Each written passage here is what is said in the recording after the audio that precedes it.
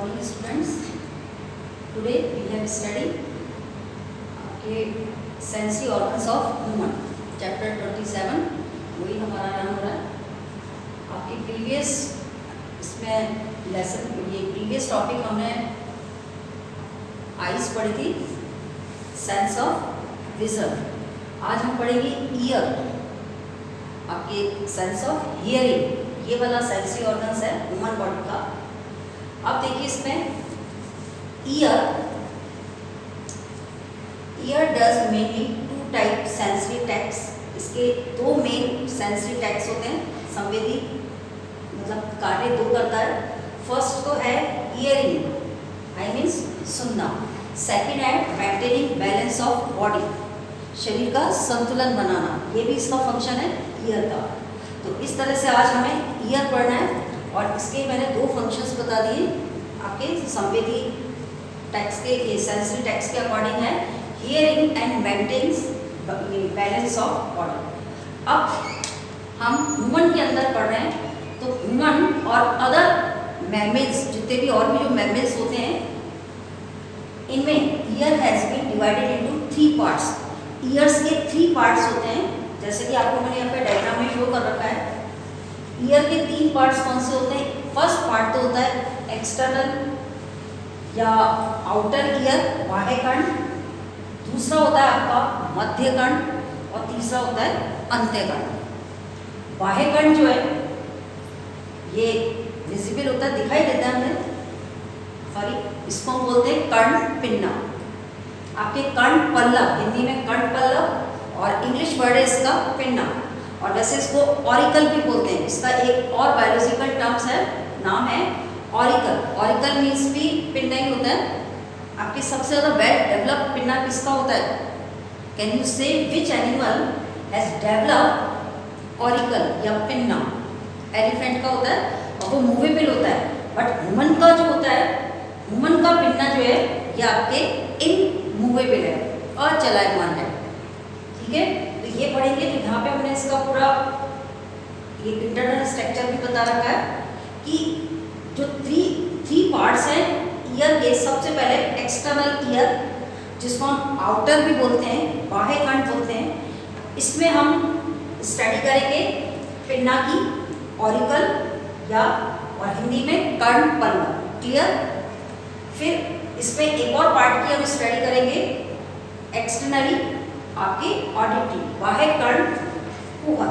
तो ये जो दो पार्ट्स हैं आपके पिन्ना एंड ऑडिटरी कैनाल, ये तो बिलोंग करते हैं आउटर ईयर. अब आपके आता है मिडिल ईयर. मिडिल ईयर में देखिए, मिडिल ईयर में कुछ कर्ण की अस्थियां आती हैं और इसमें ईयर ड्रम भी आ जाएगा. आपके कान का पर्दा बोलते हैं, जिसको हम बोलते हैं टिम्पैनिक मेम्ब्रेन. टिम्पैनिक मेम्ब्रेन को जनरल इंग्लिश में हम बोलते हैं ईयर ड्रम, कान का पर्दा. यह आपके मिडिल ईयर को बिलोंग करता है. और इसके साथ में अभी मैं और बता रही हूँ आपको ईयर ऑसिकल्स. कुछ कर्ण अस्थियाँ होती हैं, उनका भी आएगा इसमें जिक्र.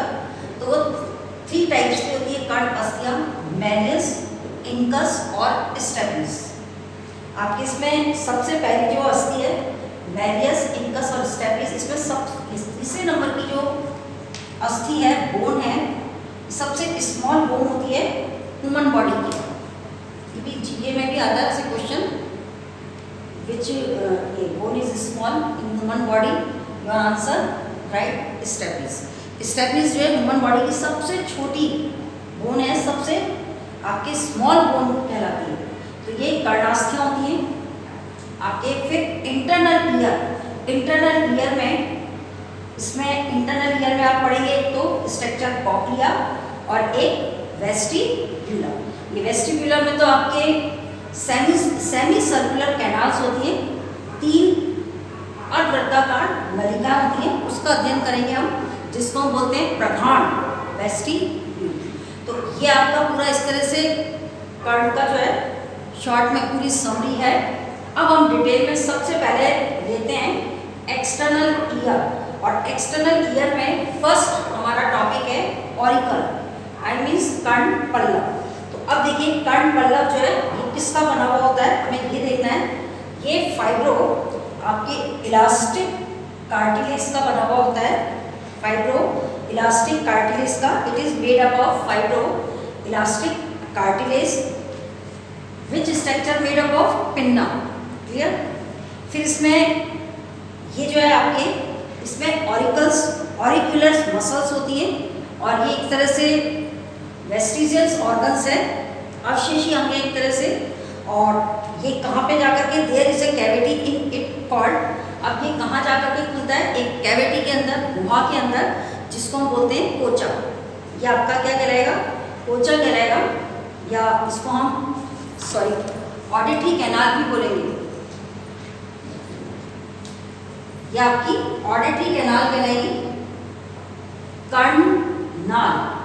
अब देखिए इसमें कर्णनाल के बारे में सेकंड वाला पार्ट जो है एक्सटर्नल ऑडिटरी कहलाएगा, जिसको हम हिंदी में बोलते हैं बाह्य कर्ण कुहर, और वैसे कर्णनाल भी बोलते हैं। ये कर्णनाल जो है कैविटी ऑफ पिन्ना कहलाती है, इसमें ओपन होती है और नैरो ट्यूबलाइक स्ट्रक्चर है, जो कि कहाँ पे जाके एंड होता है, टिम्पैनिक मेम्ब्रेन। और ये जो टिम्पैनिक मेम्ब्रेन है ये कहलाती है कर्णपटल झिल्ली। अब कर्णपटल झिल्ली, इसमें आपकी क्या होता है, कर्णपटल झिल्ली पर भी श्वेत ग्रंथि जो है वो आपके सेंसरी और मतलब ये ऑर्गन्स में रूपांतरित हो जाती है, और इसमें एक ग्रंथि होती है जिसका नाम मैं बता रही हूँ आपको, श्वेत ग्रंथि। और ये श्वेत ग्रंथि किसमें रूपांतरित होती है, सीरोमिनस के अंदर एक द्रव्य निकलता है इसमें से, कर्णपटल में से, जिसको हम बोलते हैं सीरोमिनस ग्रंथि से एक द्रव्य निकलता है जिसको हम बोलते हैं कर्णमोम, वो कहलाता है। और ये जो कर्णमोम है ये किससे स्रावित होता है, किससे सीक्रेट होता है, सीरोमिनस ग्रंथि से। और सीरोमिनस ग्रंथि किसका मॉडिफिकेशंस है, आपके स्वीट ग्लैंड्स का। क्लियर हो गया आपके ये ईयर ड्रम, इसके काफ़ी सारे नाम हैं ईयर ड्रम के, आपके मैंने इसमें बता दिया।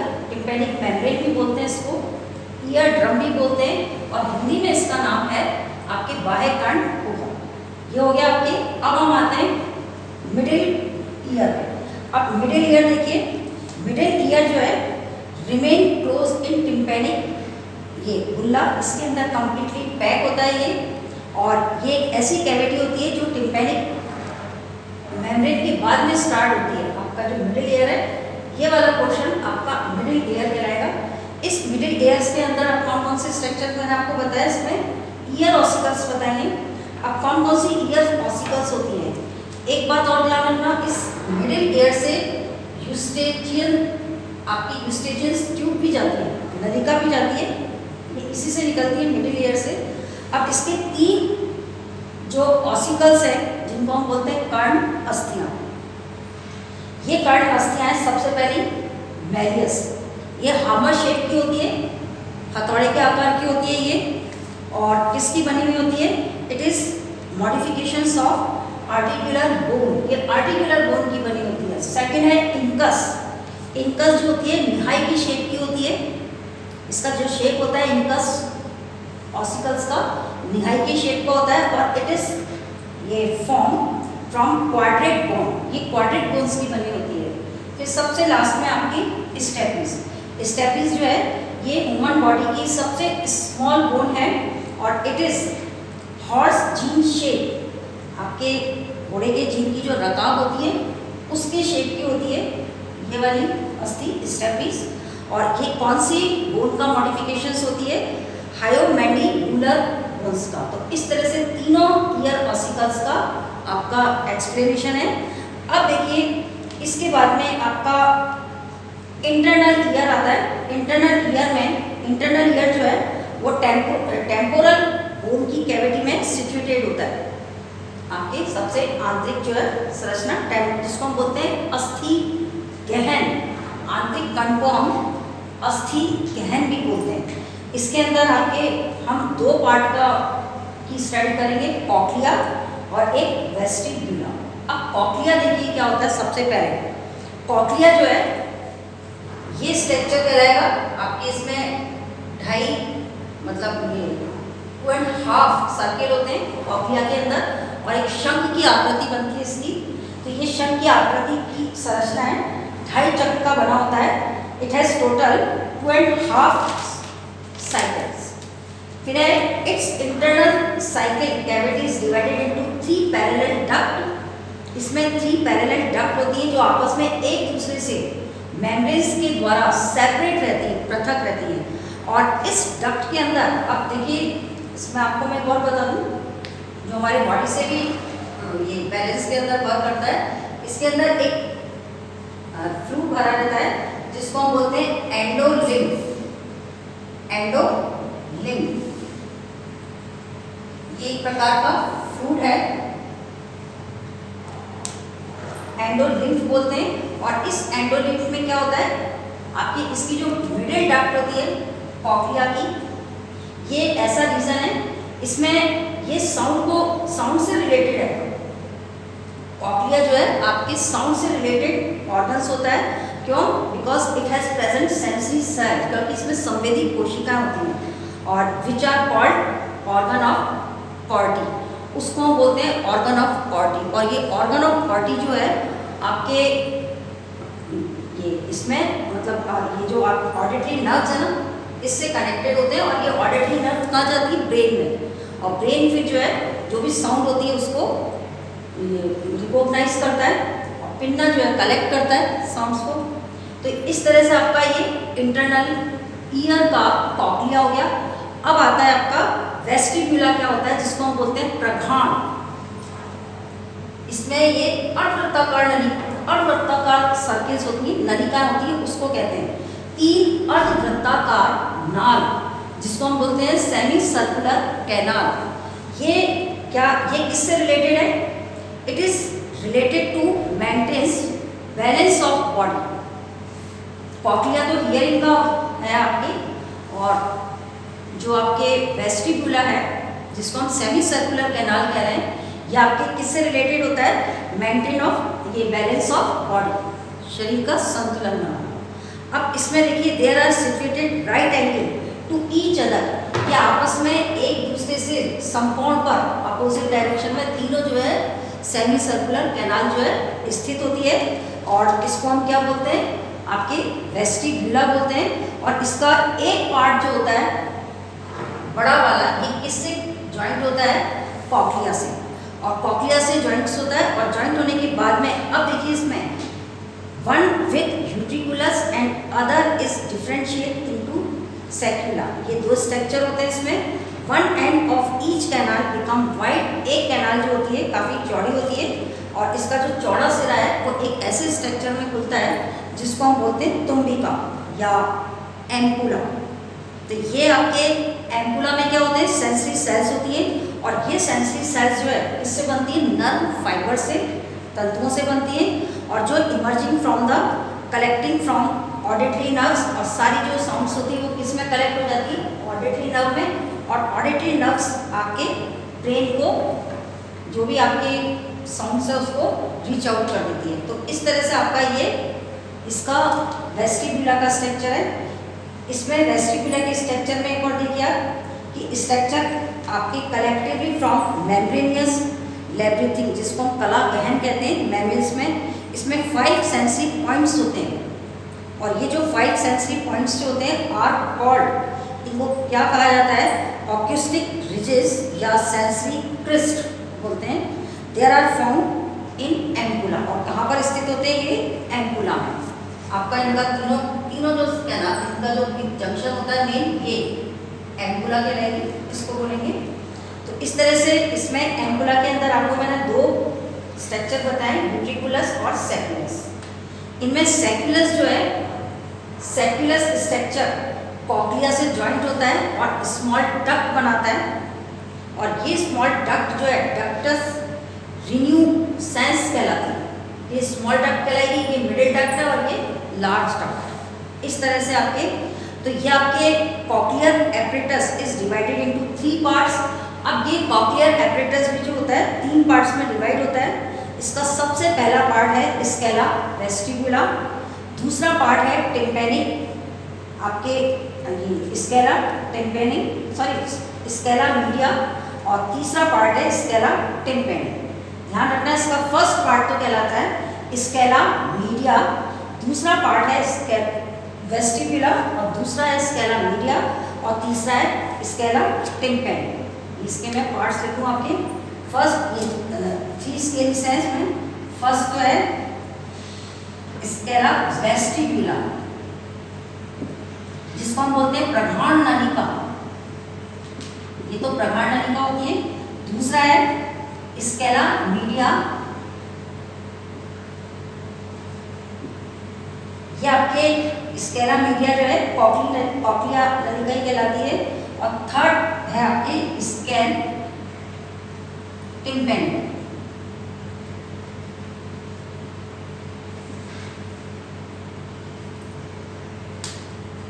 तो इस प्रकार आपके इसमें ये जो लास्ट वाला पार्ट है स्केला टिम्पैनी, ये it is base filled with perilymph, ये पेरिलिम्फ से भरा हुआ होता है। और इसका जो एंड है ये कॉक्लिया से कनेक्टेड है, कैविटी से। और कॉक्लिया किससे कनेक्टेड होता है? वेस्टिब्यूला से। ये दोनों आपस में मतलब रिलेटेड होते हैं, हियरिंग और बैलेंस ऑफ बॉडी। तो इन दोनों से जो नर्व्स अराइज होती है उनको हम बोलते हैं वेस्टिब्यूलर से तो वेस्टिब्यूल से तो वेस्टिबुलर नर्व ये निकलती है, और इस कॉक्लिया से जो नर्व निकलती है इससे कनेक्टेड होती है, जिसको हम बोलते हैं ऑडिटरी नर्व्स।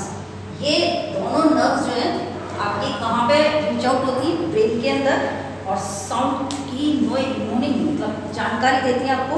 तो इस तरह से आपके, और इसमें वर्क कौन करता है ये भी ध्यान रखना। इसके अंदर जो आपके लिक्विड भरा रहता है, मैंने आप यहाँ पे एक लिक्विड निकाला एंडोलिम्फ, और इसी तरह से पेरिलिम्फ भी होता है। इनके अंदर आपके कॉर्टिके ऑर्गन्स ऑफ कॉर्टिके होते हैं, जो काफ़ी सेंसरी ऑर्गन्स होते हैं, सेंसरी हेयर्स भी बोलते हैं इनको। और ये सेंसरी हेयर्स जिस साउंड की सेंस होती है उसकी हमें जानकारी देते हैं। तो इस तरह से आपका ये कंप्लीट जो है क्लियर का था। अब आपका आ रहा है, ये तो कंप्लीट स्ट्रक्चर का, अब आ रहा है मैकेनिज्म ऑफ हियरिंग, सुनने की क्रिया विधि। अब देखिए सुनने की क्रिया विधि में आपके 3 पॉइंट्स ध्यान रखना। सुनने की क्रिया विधि कैसे होती है? सबसे पहले ये जो कर्ण पल्लव जो होते हैं ये ध्वनि तरंगों को एकत्रित करते हैं, और एकत्रित करके फिर किसमें प्रवेश कराते हैं? कर्ण कुहर के अंदर, ऑडिटरी कैनाल में। और ऑडिटरी कैनाल जो है आपके कान पर्दे तक पहुंचती है, कान के पर्दे तक। जैसे कान के पर्दे पे आपके जो भी साउंड्स के कंपल्स यहाँ पे पहुंचते हैं, ईयर ड्रम जो है वाइब्रेट होता है, और इसके वाइब्रेट होते ही फिर आपके ये जो कॉक्लिया है, कॉक्लिया से पहले आपके ये जो तीनों जो है वेरियस इनकस और स्टेबिलिस जो है इसमें साउंड पहुंचती है, और फिर ये कंपन कर्णावृत में जाते हैं। कॉक्लिया को कर्णावृत कहते हैं। इसका हिंदी नाम है, हिंदी यहाँ पे लिखा नहीं है आपकी, कर्णावृत होल स्ट्रक्चर है, श्रृंखला इसको व्रत बोलते हैं। तो कर्णावृत के अंदर जाते हैं, और कर्णावृत के अंदर आपके भरा रहता है एंडोलिम्फ, और इस एंडोलिम्फ के अंदर कंपन उत्पन्न होते हैं। इसमें कॉर्टिके अंग होते हैं जो साउंड्स को पकड़ते हैं, और पकड़ करके तंत्रिका आवेग के रूप में किसमें? कॉक्लियर नर्व्स में पहुंचा देते हैं, और ये कॉक्लियर नर्व्स जो है इन इम्पल्स को ब्रेन तक पहुंचा देती है। तो ऐसे ब्रेन तक जाती है आपके साउंड।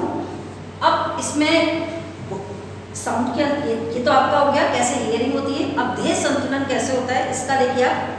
देह संतुलन, बॉडी बैलेंस, शरीर की ऊर्ध्व स्थिति में अथवा झुकने पर क्या होता है? अर्धवृत्ताकार नालें जो होती है, ये भी इनके भीतर का जो तरल होता है अर्धवृत्ताकार नालें, सेमी सर्कुलर कैनाल्स जो बैलेंस से संबंधित है। ये तो आपकी हियरिंग का हो गया। इसका वर्क तो क्या हो गया? हियरिंग, सुनने की क्रिया विधि से रिलेटेड है, और ये बॉडी बैलेंस से।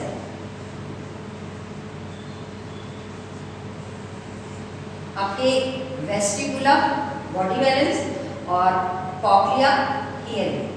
क्लियर? तो आपके ऊर्ध्व स्थिति में होना या नीचे झुकना, तो ऐसी स्थिति में क्या होता है? सेमी सर्कुलर कैनाल के अंदर जो भी लिक्विड भरा हुआ होता है वो गति करने लगता है, और गति करने से आपके ये समतलों पर व्यवस्थित हो जाता है। और नाल की जो तुम्बिका होती है, यानी तीनों नाल की ये तुम्बिका जो है, मेन जंक्शंस जो होता है तुम्बिका के अंदर कुछ संवेदी आपके सेंसरी सीलिया होते हैं। सेंसरी सीलिया यानी छोटे छोटे बाल होते हैं जो कुछ सेंस मतलब ये जो आपके गतियों को ग्रहण करते हैं और उन मोशंस को गति को ग्रहण करके और फिर ऑडिटरी नर्व्स यानी आपके ऑडिटरी श्रवण तंत्रिका तक पहुंचा दिए जाते हैं और फिर ये श्रवण तंत्रिका कहाँ पहुंचाती है? ब्रेन को। तो इस तरह से अब देखिए इस संतुलन में किसके अंदर वेस्टिबुलर में सेमी सर्कुलर कैनाल जो संतुलन बिठाती है बॉडी का, इसके अंदर आपके यूट्रिकुलस जिसको हम धृति बोलते हैं और सेक्युलस जिसको हम कोनिका बोलते हैं, ये गतिज संतुलन का बोध कराती है। गतिज संतुलन समझिए चलते समय अपना बैलेंस बनाना, चलते समय गिरना पड़ना नहीं, तो उसमें भी ये हेल्प करती है। तो जब भी शरीर में किसी भी प्रकार की कोई गति होती है तो एंडोलिम्फ इसमें, अब ध्यान देखिए कॉक्लिया भी इसमें मदद करता है, दोनों का एक दूसरे से रिलेशन है। बॉडी बैलेंस और ये जो हियरिंग का है इसमें कॉक्लिया और वेस्टिबुलर दोनों स्ट्रक्चर्स आएंगे, इन दोनों की इंपॉर्टेंस है। तो एंडोलिम्फ जो होता है ये आपके इसके अंदर एक केमिकल होता है, रसायन होता है जिसको हम बोलते हैं कैल्शियम कार्बोनेट। तो इस कैल्शियम कार्बोनेट के जो बारीक बारीक कण हैं, ये बारीक कण जो है संवेदी रोमों को यानी सेंसरी हेयर्स को दबाते हैं और दबाने से क्या होता है? आवेग इम्पल्स प्रोड्यूस होते हैं और ये इम्पल्स आपके जो है नर्व्स तक पहुंच जाते हैं और नर्व्स कहाँ जाती है? ब्रेन को। तो इस तरह से आपके ब्रेन जो है बॉडी बैलेंस को मेंटेन रखता है और कॉक्लिया का आपको मैंने बता ही दिया इस तरह से। तो ये आपका कंप्लीट ईयर हो गया। अब इसके डिसऑर्डर्स जो हैं वो आप देख लेना बुक में कि कौन कौन से इसके डिसऑर्डर्स होते हैं। मैं बस केवल शॉर्ट में बताती हूँ इसमें डिसऑर्डर्स को। डिसऑर्डर्स देखिए इसमें एक तो ईयर का जो डिसऑर्डर है मतलब डिजीज जो है ईयर्स की, एक डिजीज तो होती है लिब्रिन्थाइसाइटिस, एक होती है मेनियर्स रोग, एक होता है कर्णशोथ रोग। इसमें क्या होता है? लेब्रिन्थाइसाइटिस के अंदर आपके वायरल इन्फेक्शन से होता है और वायरल इन्फेक्शन में आपके जो मिडिल ईयर जो है वो अफेक्टेड होते हैं और ये मिडिल ईयर के अंदर अफेक्टेड होने के बाद में जो आपके कॉर्टी के ऑर्गन्स होते हैं, ऑर्गन्स ऑफ कॉर्टी जिसमें सेंसरी सेल्स होती है जो सेंस को साउंड की सेंस को से इम्पल्स मतलब ग्रहण करती है, एक्सेप्ट करती है, तो वो डिस्ट्रॉय हो जाती है और इसके डिस्ट्रॉय होने पे क्या होता है? व्यक्ति जो है परमानेंट डीफनेस हो जाता है, परमानेंट बहरा हो जाता है, ये रोग है। फिर है मेनियर्स रोग। मेनियर्स रोग में क्या होता है? मेनियर्स रोग में जो सेंसरी सेल्स हैं एम्पुला आपकी कॉक्लिया के ऊपर इम्प्लाइड स्ट्रक्चर, ये और कॉक्लिया दोनों डिस्ट्रॉय हो जाते हैं। तो इनके डिस्ट्रॉय होने से क्या होता है? इस बीमारी में चक्कर आते हैं, व्यक्ति को चक्कर आते हैं और ऐसा लगता है कान के अंदर बैल बज रही है, रिंग बज रही है। इसके सिम्टम्स हैं कान के अंदर बैल बजना, रिंग होना और कभी कभी क्या होता है इसमें बहरापन भी हो जाता है, डीफनेस भी हो जाती है और परमानेंट डीफनेस भी हो सकती है आपके मेनियर्स रोग के अंदर। फिर लास्ट है आपका कर्णशोथ। कर्णशोथ जो है ये आपके एक तरह से ये मतलब बैक्टीरिया इन्फेक्शन से होता है और फंजाई के इन्फेक्शन से होता है और कभी कभी एलर्जी से भी होता है ये रोग। तो इसमें ईयर फ्लो, कान का बहना नाम सुना होगा आपने, ये होता है, कानों में दर्द होता है, ईयर पेन होता है, टिम्पैनिक मेम्ब्रेन्स जो है ये डैमेज हो जाती है, कान का पर्दा फट जाता है। तो इसके काफ़ी सारे सिम्टम्स हैं। तो ये आपका लास्ट वाला जो है ईयर इन्फ्लेमेशंस बोलते हैं इसको, कर्णशोथ। तो इस तरह से आपकी कान की कुछ डिजीज़ हैं। अब आपकी इसमें जीवा, टंग, नोज और स्किन, इसके बारे में ज़्यादा डिटेल में नहीं दे रखा, इसका बस आप ये ध्यान रखिए। टंग के अंदर तो आपके टेस्ट बड्स होती हैं जो हमें सेंस कराती हैं टेस्ट का, और नोज़ के अंदर आपके जो स्मेल है, गंध की संवेदना का ज्ञान कराता है नोज़ हमें, और मतलब सेंस ये किससे कराता है? इसमें सेंसरी एपिथेशियल स्ट्रक्चर होता है, केमिकल बेस के ऊपर है। और लास्ट है आपका ये सेंस ऑफ टच, वो है स्किन। और स्किन पर किसकी सेंसरी सेल्स होती हैं? आपके प्रेशर की, टेम्परेचर की, कोल्ड की एंड पेन की।